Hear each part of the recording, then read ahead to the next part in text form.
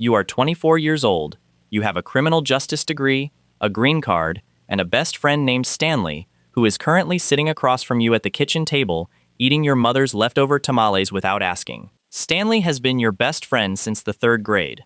He is also Mexican-American. He also grew up in this neighborhood. He also knows exactly what ICE is and what it does, and what people in this community think about it. He knows all of this, and he is still sitting there eating tamales and watching you fill out a federal job application with the calm, focused concern of a man watching his friend make a decision that cannot be unmade. You slide the application across the table so he can see it. He reads it. He puts it down. He picks up another tamale. Bro, he says. You explain your reasoning. The law is the law. Someone has to enforce it. The agency needs Spanish speakers who understand the community. You can be the version of this that does it right. Stanley chews slowly. He takes a long time. He does this when he is choosing his words carefully, which he only does when the words matter. You know what my uncle calls those people, he says. You tell him you know what his uncle calls those people. They call them that for a reason, he says. You tell him you are going to be different. Stanley looks at you the way a man looks at someone he has known for 15 years and loves like a brother and cannot stop from doing something he believes is a mistake. It is a very specific look. It contains no anger.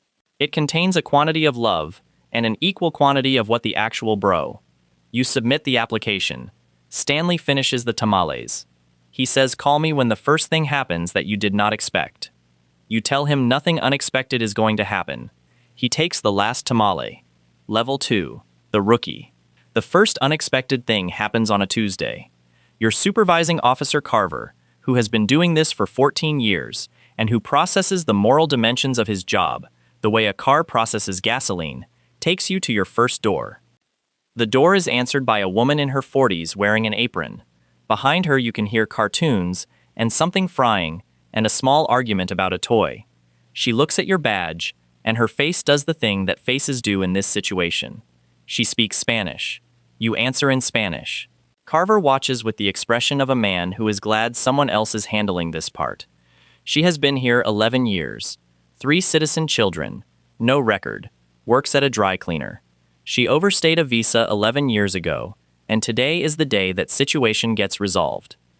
She looks at your face. She looks at your badge. She looks at your face again. She asks you, in Spanish, how a person who looks like you and sounds like you can be standing at her door, doing this thing. You explain the law. She nods. She goes to get her identification. You watch her youngest child watching you from the hallway. 5 years old. Stuffed animal. The specific directness of a child who has not learned to look away from confusing things. You look away first. That night you call Stanley. He picks up immediately, which means he was waiting for you to call, which means he knew this was coming. How was day 1, he says. You are quiet for a moment. He says, bro. You tell him about the woman, the apron, the 5-year-old, the question. Stanley is quiet for a long time. Then he says, I'm not going to say I told you so. You tell him you appreciate that. He says I told you so. You stay on the phone for an hour. Stanley tells you that what you are feeling is called a conscience, and that it is working correctly, and that the solution is not to turn it off, but to figure out what to do with it. He says he is not going to tell you to quit because you would not listen anyway, and also because he spent 15 years watching you be the most stubborn person in any room you walked into. He says just don't forget what that felt like today. You tell him you won't. You don't. Level 3, the field agent. You are 27, and you have become something you did not fully anticipate becoming. Your Spanish is not an asset in the way your supervisors describe it, like a feature on a car that makes it worth slightly more at resale. Your Spanish is a window into rooms that have been closed to every other agent in your district. You know the rhythms of a household that is operating carefully. You know the specific silence of a kitchen when someone is afraid. You know these things because you grew up next to them, because you ate at these tables, because you played in these yards, and now you use that knowledge to do the thing that those tables and yards and kitchens were afraid of. Stanley calls this the irony of the century. He means it as a joke. He also means it seriously. With Stanley, these two things are not mutually exclusive. You conduct a worksite enforcement operation at a meatpacking plant in East Texas. 43 arrests. The plant is running again the next morning with a new workforce. In the holding area, a man from Oaxaca asks to speak with you. He heard you speaking Spanish. 9 years in the country. 4 in the morning shift. Sends money home every 2 weeks to his mother and 2 daughters aged 7 and 9. Never arrested. Paid taxes because someone told him that was the right thing to do. He shows you photographs of his daughters on a phone you are required to log as personal property. He asks you the same question the woman in the apron asked you 3 years ago. This time the question has more weight in it. The particular weight of a man who looked at your face and believed, for 1 second, that shared blood meant something. That there was an obligation somewhere in the genetic overlap. That you would look at him and see your father's coworkers and your uncle's friends and the men who fixed cars in driveways on Saturday mornings in your neighborhood, and you would hesitate. You do not hesitate. You explain the law. He looks at you for a long time. You look back. That night you go to Stanley's apartment. You do not call ahead. You just show up. Stanley opens the door, looks at your face, and steps aside. He has a beer open and on the counter before you sit down. This is what 15 years of friendship looks like. No preamble, no explanation required. You tell him about the man from Oaxaca, the photographs, the daughters aged 7 and 9. Stanley listens without interrupting, which is difficult for Stanley because he has an opinion about most things and delivers them promptly. When you finish, he is quiet. Then he says, "Bro." You say, "I know." He says, "No, bro." You say, "I know, Stanley." He says, "What are you doing?" You tell him you are enforcing federal law. He says, "At what cost?" You don't answer. He doesn't push it. You sit there for a while. 2 Mexican-American men from San Antonio, one of whom is enforcing immigration law, and one of whom is watching his best friend do it, and cannot decide if he is more sad or more angry, and has landed somewhere in the middle that does not have a clean name. Stanley gets you another beer. That is the most supportive thing he knows how to do right now, and you both understand that, and it is enough. Level 4. The supervisor. You are 31, and you supervise 12 agents, and you have a protest outside your building. 40 people, signs, a woman with a megaphone who reads your name into it and follows it with a word in Spanish that you grew up hearing applied to people who cross certain lines. She says it clearly and into the megaphone, and it bounces off the parking lot and comes through your office window and lands somewhere in your chest with the specific accuracy of something thrown by someone who knew exactly where to aim. You stand at the window for a moment. Then you go back to your desk. You call Stanley on your lunch break. He answers with the name, he says. "I saw it on the news." You tell him the protest is part of the job. He says, "I know that. I am not calling about the protest. I am calling about the word they used." You tell him you are fine. Stanley is quiet for 3 seconds, which is a long time for Stanley. Then he says, "I need you to hear something. And I need you to not get defensive, because I am your friend, and I am saying this because I am your friend, and not because I am against you." You tell him to say it. He says you are a good person doing a job that good people argue about whether good people should do. He says the word they called you does not define you, but he also says the fact that it landed the way it did means something real is happening inside you that you should not ignore. You tell him you are not ignoring it. He says, "Good." You say, "Stanley." He says, "What?" You say, "Thank you." He says, "Obviously." He says, "And I need you to know, I would have gone to that protest if you weren't my best friend." You tell him you know. He says, "I still kind of want to go." You tell him you know that too. 3 weeks later, a man you processed 6 months ago makes the news. He was killed in the city he was deported to. He had told you during processing that returning meant dying. You noted it in the file. You flagged it for asylum review. The review determined his claim did not meet the legal threshold. You read the article twice. You close the tab. You call Stanley. He picks up. You don't say anything for a moment. He says, "I saw it." You say, "Yeah." He says, "I'm coming over." He shows up 20 minutes later with food from the place you have been going to since high school. He does not say, "I told you so." He sits with you in the specific way that a person sits with someone who is carrying something that cannot be put down and cannot be resolved tonight. Eventually, he says, "What do you do with this?" You tell him you don't know yet. He says, "Figure it out. Because if you stop feeling this, you are done. The day this stops landing is the day you become Carver." You tell him you are not going to become Carver. He looks at you very seriously and says, "I know. That is why I am still here." Level 5, the Operations Commander. You are 36, and you plan the operations.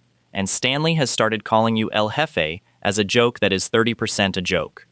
A large-scale operation generates 312 arrests over 48 hours. It also generates 11 children who come home from school to empty houses. You know this number because your team tracked it, because you implemented a protocol that requires agents to notify Child Protective Services when an enforcement action leaves a minor citizen without a parent or guardian. The protocol is not required by federal law. It is required by you. Your supervisor says it creates operational complexity. You tell him it stays. He lets it stay because your numbers are excellent, and excellent numbers buy you the latitude to keep the things worth keeping. At a community meeting, a woman stands up. She is maybe 60. She dressed carefully for this. She looks at you and speaks in Spanish, and says her brother was deported 2 years ago, after 30 years in this country. He had grandchildren here. She wants to know, not as a political question but as a personal one, how you sleep. The room is very quiet. You answer honestly. You tell her you enforce the law as it exists, that you have spent your career trying to do that with as much care as the law allows, that you know what your face means to people in this room, and that you have thought about that every single day for 12 years. You tell her you do not always sleep well. She nods. She sits down. That night, you tell Stanley about the meeting. He is quiet for longer than usual. Then he says, "She asked the right question." You say, "I know." He says, "And you gave the honest answer." You say, "I know." He says, "I don't know if the honest answer is enough." You say, "Neither do I, Stanley." He says, "This is the problem with being a good person in a complicated job. The bad people in complicated jobs sleep fine. You," he says, "are going to keep not sleeping fine, and that is correct, and I am sorry." You tell him that is surprisingly comforting. He says, "I have my moments." Level 6, the Field Director. You are 41, and you run the district, and you have been called a controversial figure in a magazine profile that Stanley has read 3 times and keeps bringing up at inappropriate moments. Your district processes approximately 14,000 removal cases a year. An agent in your district arrests a man in his driveway on a Saturday morning in front of his 12-year-old son. The arrest is procedurally correct. The footage goes everywhere, and your name is in every headline because your name is on the operational order. You watch the footage. You watch it again. You write a new protocol. You call Stanley. He says, "I saw it." You say, "I wrote a new protocol." He is quiet. You say, "It doesn't undo it." He says, "No." You say, "I know." He says, "Why do you keep doing it?" You think about it for longer than Stanley probably expected, because he does not interrupt, which means he is waiting for a real answer. Then you say, "Because the protocol exists now, and maybe next time there is a kid on a lawn somewhere, there is an agent who pauses, because the protocol says pause, and maybe that pause matters." Stanley is quiet for a long time. Then he says that is either the most hopeful thing you have ever said, or the saddest. He says he cannot decide which. You tell him it is probably both. He says, "Yeah, probably both." You retire at 46. There is a ceremony in a federal conference room. Someone brings a cake from the Mexican bakery 2 blocks away that has been there for 30 years, and whose owner you have never asked about his documentation, because you made that decision the first time you walked in, and you maintained it for 11 years, and you are maintaining it right now by enjoying the cake without examining its provenance. The cake is extraordinary. Stanley is there. He is wearing a suit he has worn to exactly 4 events in 15 years, and which still fits, because Stanley has the metabolism of someone who has not yet been informed that 40 is coming. He sits next to your mother in the front row. At some point during the ceremony, your mother reaches over and pats his hand. Stanley, who cried at your cousin's quinceañera and denies it to this day, looks at the ceiling with the focused attention of a man counting tiles. After the ceremony, he finds you by the cake table. He says, "Congratulations, El Jefe." You tell him to stop calling you that. He cuts 2 slices of cake and hands you one, and says, "You know I disagreed with basically every major decision you made in this career." You tell him you know.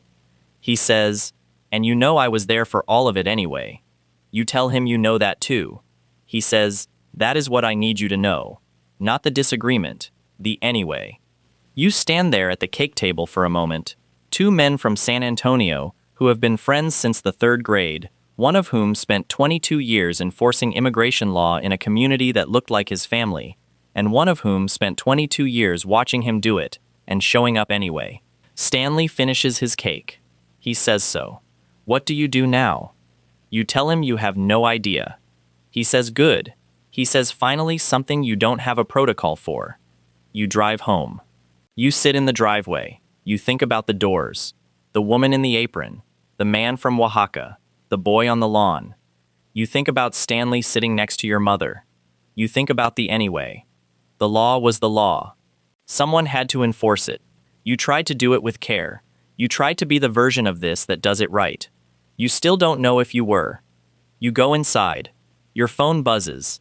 It is Stanley. The text says, "For the record, you were." You sit with that for a while.